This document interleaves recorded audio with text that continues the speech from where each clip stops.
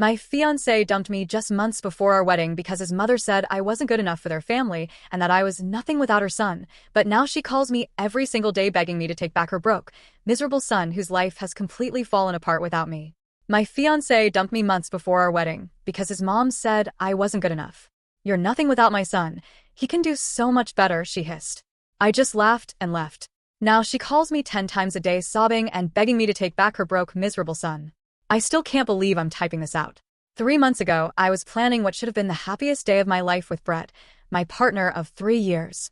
Today I'm living in my best friend's spare bedroom scrolling through apartment listings and trying to figure out where it all went wrong. Brett and I met in 2021. Within 6 months we were inseparable, and after a year and a half we moved in together. When Brett first introduced me to his parents, his dad Walt seemed pleasant enough, if a bit quiet. Susan, on the other hand, spent the entire dinner quizzing me about my background and family connections with this weird, tight smile that never reached her eyes. I remember mentioning that my dad worked in construction and my mom was a school aide, and watching Susan's expression sour slightly before she quickly masked it. Brett brushed it off later, saying she was just protective and old-fashioned. His exact words were that she came from a family that valued certain connections, but that he didn't care about that stuff. I believed him because, well, love makes you stupid sometimes. When Brett proposed last year, I was over the moon. He did it during a weekend trip to this cute little B&B upstate. We agreed on a medium-sized wedding, nothing extravagant since we were both saving for a house down payment. The problem started almost immediately after we announced our engagement. Susan insisted on being involved in every single detail. At first it seemed helpful. She had connections with vendors and offered to help coordinate since I work long hours. But it quickly became obvious she was taking over. The venue I loved was too shabby. The catering I wanted was not the kind of food served at their family events. The dress I fell in love with was a bit cheap-looking, don't you think? Brett kept saying it was easier to just go along with her suggestions than fight her on everything. I reluctantly agreed to compromise on some things to keep the peace, but it felt like death by 1,000 cuts. Every decision that was taken away from me chipped at my excitement until wedding planning felt more like a chore than a celebration. The real turning point came during a dinner at their house about 4 months before the wedding. Susan had invited her friends Rita and Angela over, and I realized halfway through that I was basically being paraded in front of them for approval. They kept exchanging these little glances whenever I spoke. At one point, Rita asked where I summered as a child, and I laughed thinking she was joking. When I explained that my family's idea of vacation was camping at the state park or visiting my grandma in Ohio, the table went silent. After dinner, Susan cornered me in the kitchen while I was helping clean up. She started with what seemed like casual conversation about Brett's ex-girlfriend Melissa, who apparently came from some influential family with a vacation home in the Hamptons. Then she mentioned how Brett had always been destined for great things and how she hoped I wouldn't hold him back. I remember feeling like I'd been slapped. When I asked her what exactly she meant by that, she dropped all pretense. She told me that while I seemed nice enough, I clearly wasn't from the right sort of background to help Brett's future. That my lack of refinement would eventually embarrass him in important circles. That I wouldn't know how to entertain properly or make the right connections. I was so shocked I couldn't even respond at first. When I finally found my voice and told her she was being incredibly rude, she just laughed this condescending little laugh and said something about how my defensiveness proved her point. She said Brett deserved someone who could match his potential, not drag him down. I walked out of the kitchen and immediately told Brett we needed to leave. In the car, I was shaking as I told him everything his mother had said. I expected outrage, anger on my behalf, something. Instead, he got quiet and said she didn't mean it like that and that she was just worried about our future. He asked if maybe I had misunderstood her tone. That night was our first major fight. I couldn't believe he was defending her behavior. He eventually admitted that his mother had been expressing concerns about our compatibility for months. Apparently, she'd been filling his head with doubts about whether I would fit in with a future he imagined. The worst part? He was actually listening to her. Over the next 2 weeks, things deteriorated rapidly. Brett became distant and started staying late at work. When he was home, he'd bring up random concerns about our relationship that never existed before, like whether our different backgrounds would cause problems with raising kids, or if I'd be comfortable at his company events. It all came to a head when Susan invited us over for another dinner, supposedly to clear the air. Brett practically begged me to go, saying she wanted to apologize. Like an idiot, I believed him and went. There was no apology. Instead, Susan spent the entire evening making backhanded comments about my clothes, my table manners, even the way I spoke. When Brett stepped outside to take a phone call, she leaned across the table and said with this chilling certainty that I was nothing without her son, that he could do so much better than me, and that I should walk away before I ruined his life with my ordinariness. When I started crying, she actually rolled her eyes and said my emotional behavior just proved her point about my lack of composure. When Brett returned, I was gathering my things to leave. When he asked what happened, Susan put on this concerned face and said I had overreacted to some gentle advice about wedding planning. I was done. In the car, I told Brett exactly what happened and said he needed to choose. Either we cut contact with his mother until she could respect me, or the wedding was off. I expected him to finally stand up for me. He didn't. Instead, he said maybe his mother was right. Maybe we were rushing into things.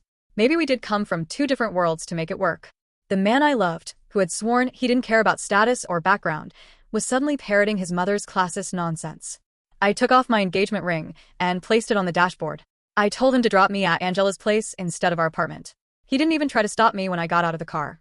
The next day, while Brett was at work, I packed most of my things from our apartment. I left my key and a note saying I would arrange to get the rest of my stuff later. I blocked his mother's number immediately, though I kept Brett unblocked in case he came to his senses. He texted a few days later with a pathetic message about how he was confused and needed time to think. I replied that there was nothing to think about.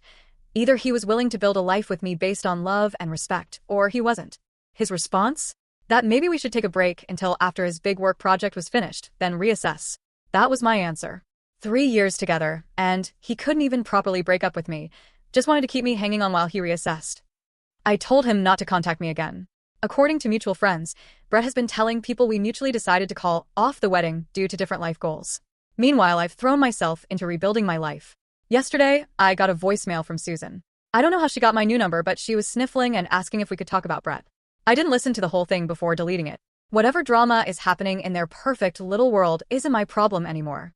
I know this was long, but I needed to get it off my chest. The wedding would have been next weekend. Instead, I'm taking myself on a solo trip to a beach rental I found on Airbnb. Not the honeymoon I imagined, but maybe exactly the fresh start I need. First update first of all, thank you so much for all the support on my original post. The first month after the breakup was honestly a blur. I stayed on Angela's pull-out couch longer than I planned to. She's literally a saint. Every morning I'd wake up disoriented, reaching for Brett before remembering everything that happened. My appetite disappeared, and I lost 10 pounds without trying. Angela started leaving protein bars on the coffee table because I'd forget to eat. I spent a lot of time just staring at apartment listings without actually calling anyone. Something about making that move felt so final. Angela never pressured me, but after about 3 weeks, she gently suggested we go look at a place that had just opened up in her friend's building. The apartment was nothing special, just a small one-bedroom with a kitchen barely big enough to turn around in, but it was within my budget and only a 15-minute drive from work. I signed a lease the same day. Moving in was another hurdle. I'd left most of my furniture behind at Brett's place because I couldn't deal with arranging movers while feeling like an emotional wreck.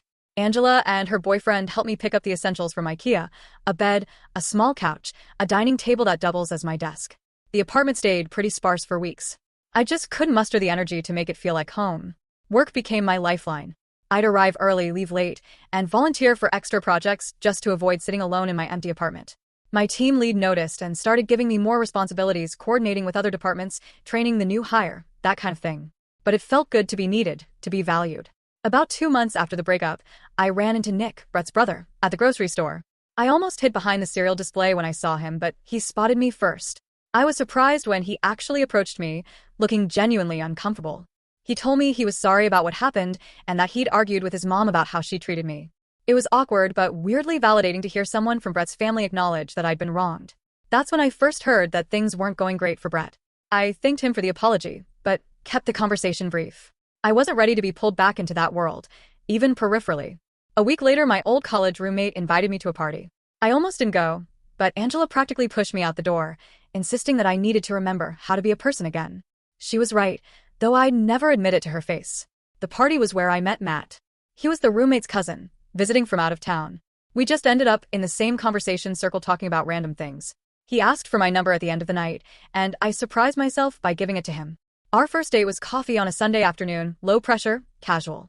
He was easy to talk to, and for the first time in months, I went hours without thinking about Brett. Matt works in something completely different from Brett's field, lives in a modest apartment similar to mine, and has a refreshingly normal family that doesn't seem to care about summer homes or making the right connections. When I told him about my breakup, the condensed version, he just listened without trying to fix anything or offer platitudes. Around month 3 post-breakup, an unexpected opportunity came up at work. My company was restructuring, creating a new team, and they needed someone to take on more responsibility. My extra efforts over the previous months had apparently not gone unnoticed. My manager encouraged me to apply, though she warned me the position would involve longer hours and more stress. I almost didn't go for it. My confidence was still shaky, but I figured I had nothing to lose. The interview process was grueling. 3 rounds with various department heads, a presentation I stayed up until 2 a.m. perfecting, and a final meeting with upper management. I honestly didn't think I'd get it. There were other candidates with more experience. But 2 weeks later, my manager called me into her office to offer me the position. The promotion came with a significant raise, which meant I could finally stop stressing about making rent each month. It wasn't life-changing money, but it was enough to start rebuilding my emergency fund, which had been depleted during the post-breakup chaos. I was still processing this news when I bumped into Rita, Susan's gossipy friend, at the mall. I was shopping for professional clothes for my new role, and she spotted me coming out of a store.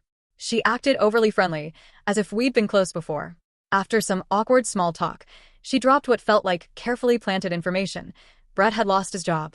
Apparently the big project he'd been working on, the one he'd used as an excuse when asking for a break from our relationship, had fallen apart spectacularly. Something about missed deadlines and poor management. Rita seemed to be watching my reaction closely, so I kept my face neutral while she continued sharing details. Brett had been let go, and according to Rita, he'd been struggling to find his footing ever since. She also mentioned, with poorly disguised glee, that Melissa had briefly rekindled things with Brett after our breakup, only to end it again after just a few weeks. Rita suggested that perhaps I'd dodged a bullet and winked at me.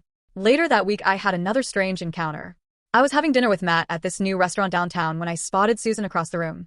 She was with Walt and another couple I didn't recognize. Our eyes met briefly, and I quickly looked away, my heart suddenly racing. I expected her to ignore me, or maybe give me one of her famous cold stares. Instead, she actually approached our table while Walt looked on with an expression of mild horror. She greeted me like we were old friends, commenting on how wonderful I looked. She asked about my new job, how did she even know about that, and complimented my outfit. Matt looked confused but polite as I awkwardly introduced him. Susan's smile tightened almost imperceptibly when she realized I was on a date, but she maintained her friendly facade. Before leaving, she mentioned that everyone misses me and that she hoped we could catch up properly someday. I managed a non-committal response, and she finally returned to her table. Matt took it in stride when I explained who she was, though he did comment that she seemed intense. The weirdness continued. About a week later, Angela forwarded me a Facebook message she'd received from Brett asking how I was doing and if I was seeing anyone. She hadn't responded, knowing I wouldn't want her to share details of my life with him. I was grateful for her loyalty, but unsettled by his sudden interest. Through mutual friends, I learned more about Brett's situation. After losing his job, he'd apparently moved back in with his parents while job hunting. The perfect life Susan had envisioned for him was crumbling, and from what I heard, she was not handling it well. I tried not to think about them too much. My relationship with Matt was progressing naturally, no rush, just genuine connection. We'd been seeing each other for about 2 months, taking things slow. He came over to my apartment regularly, helping me slowly make the space feel more like home. We installed shelves for my books one weekend and hung some artwork the next, small touches that made the place feel less temporary. My new position at work was challenging but fulfilling. Some days I'd come home completely drained, questioning if I was up to the task. But overall, I was proud of myself for taking the leap. My team respected me, and I was finally starting to believe I deserved the opportunity. Then last Friday, everything shifted again. I was leaving work when my phone buzzed with a notification, a voicemail from an unknown number. I almost deleted it without listening, probably just another spam call about my car's extended warranty, but something made me play it. It was Susan. Her voice was thick with what sounded like tears. She said she'd been trying to reach me, that she needed to talk to me about Brett, that he wasn't doing well, that she'd made a terrible mistake, that she'd do anything to fix things between us. 6 months ago, this woman told me I was nothing without her son. Now she was practically begging for my help. I didn't call her back. Instead, I went to Matt's place as we'd planned, but the voicemail kept playing in my head throughout the evening. Matt noticed something was off and asked what was wrong. When I told him, he didn't tell me what to do or offer solutions. He just asked what I wanted, what would give me peace. I woke up this morning to 3 more missed calls from Susan and a text from a number I didn't recognize but assumed was Brett's new phone. I haven't opened it yet. I guess my question now is, do I engage at all? Last update. So it's been about a month since my last update, and I need to vent because things have gotten weird. Like, uncomfortably weird. When I ended my last post, I mentioned that Susan had left me a tearful voicemail, and I wasn't sure whether to respond. After debating for 3 days about whether to return Susan's call, I finally decided to text Brett's number, the unknown one that had texted me, with a simple message asking what was going on. I figured a text was safer than a call, easier to ignore if things got uncomfortable. Within 5 minutes, literally 5 minutes, my phone rang. It was Susan, not Brett. Apparently, she's been using his phone to contact me since I had blocked her number. I almost didn't answer, but curiosity got the better of me. That was my first mistake. The Susan on the phone was nothing like the cold, judgmental woman I remembered. Her voice was shaky, almost desperate. She started by asking how I was doing, commented on how well I looked when she saw me at the restaurant, which was still creepy, and then launched into what I can only describe as the most uncomfortable apology I've ever received. She admitted that she'd been terrible to me, that she'd misjudged me based on superficial factors, and that she regretted driving me away. I sat there in stunned silence as she continued, explaining that Brett had been lost since our breakup, that he'd spiraled after losing his job, that he was drinking too much, that he'd made some bad financial decisions. When I finally managed to ask why she was telling me all this, her answer made my skin crawl. She thought I could help him recover because I was such a stabilizing influence. She actually said that Brett needs someone responsible like me right now. The audacity of this woman. To go from telling me I wasn't good enough to deciding I was exactly what her son needed when things got tough. I told her as calmly as I could that I was sorry Brett was struggling, but that we'd been over for months. I mentioned that I was seeing someone else now. Her response? A dismissive comment about how these rebound relationships rarely last, and how Brett and I had real history. Then she asked if we could meet for coffee to discuss the situation further. Against my better judgment and Matt's concerned look when I told him about it, I agreed to meet Susan at a coffee shop the following weekend. I told myself it would give me closure. Maybe I also wanted to see for myself how desperate things had gotten for her to come crawling back to the girl she once considered beneath her son. When I arrived at the coffee shop, Susan was already there, looking noticeably different from the polished, superior woman I remembered. Her normally perfect hair was pulled back in a hasty ponytail, her makeup was minimal, and she looked tired. She'd ordered me my favorite drink, a detail that was both thoughtful and unsettling because it meant Brett had told her what I liked. The next hour was surreal. Susan laid out Brett's downfall in excruciating detail. After losing his job, he tried to maintain his lifestyle while job hunting, quickly depleting his savings. He'd made a bad investment in some friend's startup that went nowhere. He'd maxed out 2 credit cards, and now he was living in his old bedroom at their house, sleeping until noon, and barely applying for jobs. Throughout her monologue, I kept waiting for her to ask me directly to take Brett back. Instead, she did something more manipulative. She kept saying things like he was at his best when he was with you, and you were always so good at motivating him, and he listens to you in a way he never listens to me. When I reminded her that she once thought I wasn't good enough for her son, she actually teared up and said that she'd been protecting her son from the wrong things, and that she should have valued my steadiness more than Melissa's connections. I almost laughed at how transparent she was being. I was suddenly steady, rather than boring, responsible, rather than lacking ambition. I left that meeting feeling oddly hollow. I'd expected satisfaction seeing Susan brought low, but mostly I felt pity mixed with lingering anger. I told her I'd think about talking to Brett but made no promises. That should have been the end of it. It wasn't. The call started the very next day. Susan called to follow up on our coffee meeting. Then she called again to tell me Brett had asked about me. Then she called to mention a job opening she thought Brett might be qualified for, wondering if my company was hiring. Every single day. I started letting the calls go to voicemail. The messages got increasingly desperate. She mentioned that Brett's father was threatening to cut him off financially if he didn't get his act together soon. She talked about how their family friends were asking uncomfortable questions about Brett's situation. She even brought up my parents once, saying she'd love to make amends with them too. Nick, Brett's brother, texted me one evening to apologize for his mother's behavior. He explained that Brett's spiral had been worse than the family had let on. Apparently, Brett had started drinking heavily after our breakup, which contributed to his poor performance at work. Nick mentioned that Susan was partly blaming herself for pushing me away, seeing it as the start of Brett's decline. But he was quick to add that Brett was responsible for his own choices and that I shouldn't feel guilt into getting involved. I appreciated Nick's honesty and the fact that someone in that family recognized I wasn't responsible for fixing Brett. Meanwhile, things with Matt were getting more serious. He'd been incredibly understanding about the whole situation, never pressuring me one way or another. We'd started talking about possibly moving in together when his lease ended in a few months. The contrast between his calm support and the chaos of Brett's family wasn't lost on me. About 2 weeks after our coffee meeting, Susan escalated to showing up at my workplace.